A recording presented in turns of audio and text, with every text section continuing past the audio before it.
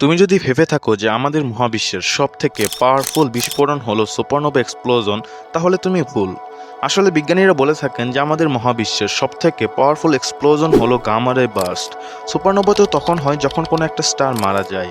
আমাদের ইউনিভার্সে প্রতিদিন প্রায় হাজার হাজার স্টার মারা যায়, তাই সুপারনোভা এক্সপ্লোজন হওয়াটা অ্যাভেলেবেল। কিন্তু গামা রে বার্স্ট এই বিস্ফোরণটা খুবই রেয়ার, কারণ গামা রে বিস্ফোরণ তখনই হয় যখন দুইটা স্টার বা দুইটা নিউট্রন স্টার একে অপরের সাথে ধাক্কা খায়। আর এই ধাক্কা খাওয়ার সময় 1 সেকেন্ডে সেই বিস্ফোরণ থেকে যে পরিমাণ শক্তি রিলিজ হয় তা আমাদের সূর্যের সারা জীবনে উৎপন্ন করা শক্তি থেকেও বেশি। মানে কতটা শক্তি রিলিজ করে! আমাদের সূর্য তো 5 বিলিয়ন বছর ধরে আমাদেরকে আলো দিয়ে আসছে, আর 5 বিলিয়ন বছর আমাদেরকে আলো দিবে সূর্য। এই পুরো 10 বিলিয়ন বছরে সূর্য যে পরিমাণ শক্তি উৎপন্ন করেছে তার থেকেও বেশি শক্তি রিলিজ হয় মাত্র 1 সেকেন্ডে এই গামা রে বার্স্ট এক্সপ্লোজন থেকে। মানে কতটা পাওয়ারফুল!